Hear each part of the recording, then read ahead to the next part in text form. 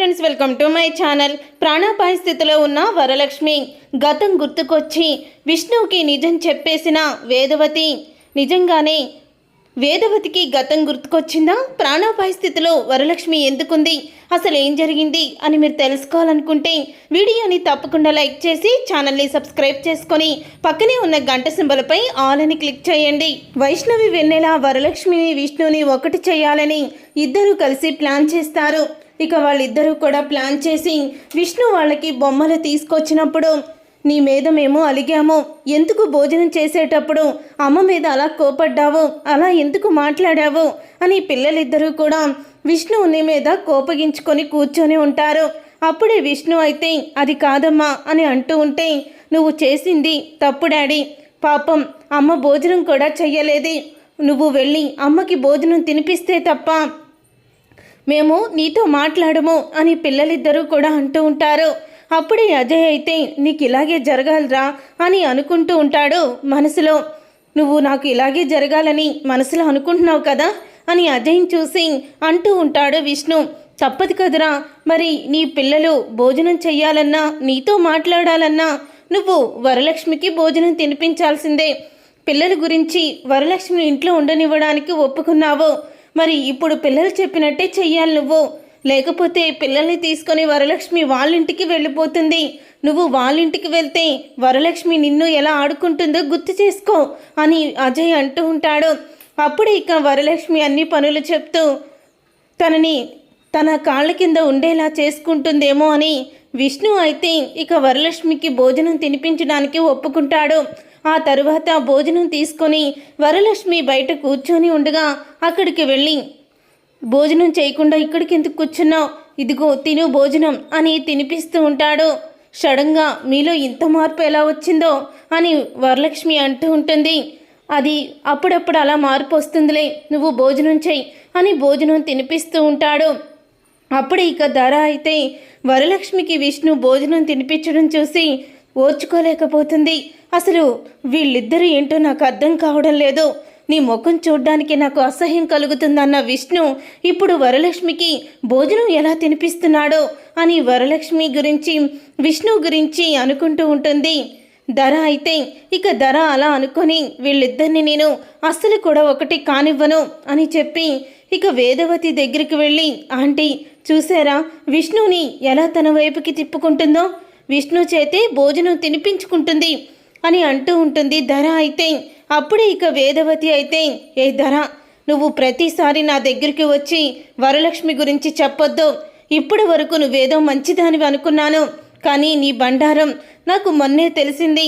కడుపులో ఉన్న బిడ్డకి తండ్రి చిన్న అని తెలుసుకొని విష్ణుతో పెళ్లికి సిద్ధమయ్యావంటే నీ గురించి నేను అప్పుడే అర్థం చేసుకున్నాను, వెళ్ళిపో ఇక్కడి నుంచి అని వేదవతి తిడుతుంది. ఈ ముసలదానికి ఆ రోజు తన తల మీద కొట్టింది నేనేనని తెలీదు, తెలిస్తే ఏం చేస్తుందో అని ధర బయటికి వెళ్ళిపోతుంది. తరువాత ఇక విష్ణు వరలక్ష్మి ఇద్దరు ఒకే గదిలో ఉండాలని పిల్లలు చెప్తారు. దాంతో ఇక పిల్లల మాట కాదనలేక ఇద్దరు ఒకే గదిలో ఉంటారు. అప్పుడు ఇక విష్ణు అయితే డ్రింక్ చేస్తూ ఉంటాడు. పక్కనే విష్ణు లేకపోవడం చూసి వరలక్ష్మి వచ్చి చూస్తుంది. అప్పుడే విష్ణు డ్రింక్ చేయడం చూసి ఇక తను నాకెందుకులే, ఆయన తాగితే ఏంటి తాగపోతే ఏంటి అనుకుంటూ తను బెడ్ మీద వెళ్ళి పడుకుంటుంది. అప్పుడు ఇక విష్ణు డ్రింక్ చేసి తాగిన మత్తులో ఇక వరలక్ష్మి మీదకి వెళ్తాడు. కానీ వరలక్ష్మి మీదకి వెళ్ళడు. అలా వెళ్తూ ఉండగా వరలక్ష్మి ఒక్కసారి కళ్ళు తెరుస్తుంది. ఏం చేస్తున్నారు మీరు అని అంటూ గట్టిగా అరుస్తుంది. దాంతో ఇక విష్ణు అయితే, ఏయ్ ఏంటి నువ్వు ఎందుకు అలా అరుస్తున్నావు అని విష్ణు అంటాడు. మీరు పిచ్చి పిచ్చి వేషాలు వేశారంటే నేను పిల్లలకి పిలవాల్సి వస్తుంది అని అంటూ ఉంటే, ఏది పిలు, అసలు నేనేం చేశాను అంటే తాగిన మత్తులో నిన్నేదో చేసేస్తానని నువ్వు అనుకుంటున్నావేమో, ఇక్కడ ఉన్నది విష్ణు, నేను లేదు కానీ అటు తిరిగి పడుకో అని అంటూ ఉంటాడు విష్ణు అయితే. అప్పుడు ఇక కోపంగా వరలక్ష్మి అటు తిరిగి పడుకుంటుంది. ఉదయం అవుతుంది. ఉదయం అవ్వంగానే ఇక ధర బయట కూర్చొని ఫోన్లో మాట్లాడుతూ ఉంటుంది. అప్పుడు ఇక వరలక్ష్మి అయితే, ఈ ధర నిన్న అందరి చేత నన్ను తిట్టించింది, ఇప్పుడు చూడే దీనికి ఎలా షాక్ ఇస్తానో అని జుట్టు ఇలా చెరుపుకొని బొట్టు కొంచెం చెరుపుకొని ధర దగ్గరికి వెళ్ళి నుంచుంటుంది. ఇక ధర వరలక్ష్మిని చూసి షాక్ అయిపోతూ, ఏయ్ ఏంటి నువ్వు అలా ఉన్నావు అంటే రాత్రి అని అంటూ ఉంటుంది ధర. అయితే నేను విష్ణు గారు భార్యాభర్తలు గదిలో ఉన్న తర్వాత ఏం జరుగుతుందో కడుపుతో ఉన్న నీకు తెలియదంటావా? అదే జరిగింది. మా ఇద్దరిని విడదీయాలని చాలా గట్టిగా ప్రయత్నిస్తున్నావు, అది మాత్రం జరగదు, కంగారు పడుకో అని అంటూ ఉంటుంది వరలక్ష్మి. అయితే అది విని షాక్ అయిపోతూ ఉంటుంది ధర. ఇక తర్వాత ధరాకి భవానీ అయితే ఫోన్ చేస్తుంది. ఇక భవానీ ఫోన్ చేసి ధర అయితే ఫోన్లో మాట్లాడుతూ ఉంటుంది.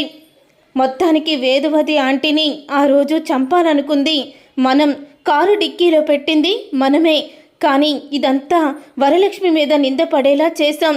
ఆ రోజు వాయిస్ మార్చి నువ్వు వరలక్ష్మిని అరెస్ట్ చేయించావు. అదే వాయిస్ని అడ్డం పెట్టుకొని ఈరోజు మళ్ళీ వరలక్ష్మిని అందరి ముందు అవమానపరిచాను అని ఫోన్లో మాట్లాడుతూ ఉండగా అప్పుడే క్లాప్స్ కొట్టుకుంటూ వరలక్ష్మి అక్కడికి వస్తుంది.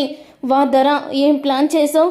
ఇప్పుడు ఇదంతా కూడా నేను వెళ్ళి చెప్తాను అని అనగానే, ఏంటి ఇదంతా వెళ్ళి చెప్తావా? నువ్వు చెప్తే వాళ్ళు నమ్మేస్తారనుకుంటున్నావా? అస్సలు నమ్మరు అని అంటూ ఉంటే, వాళ్ళు నమ్మరని నాకు తెలుసు, అందుకే వాళ్ళకి సాక్ష్యం కింద ఉంటుందని నువ్వు ఫోన్లో మాట్లాడేటప్పుడు వీడియో కూడా తీశాను అని అంటూ ఉంటుంది వరలక్ష్మి. ఇక ఆ వీడియో అందరికీ చూపిస్తానని తను వెళ్తూ ఉంటుంది. అలా వెళ్తూ ఉన్నప్పుడే వరలక్ష్మిని మెట్ల మీద నుంచి తోసేస్తుంది ధర. ఇక మెట్ల నుంచి దొల్లుకుంటూ కిందికి వచ్చేసి తలకి గాయంతో స్పృహ కోల్పోతుంది వరలక్ష్మి. అయితే అప్పుడే ఇక అది చూసిన వేదవతి వరలక్ష్మి అని గట్టిగా అరిచి తను కూడా స్పృహ కోల్పోతుంది.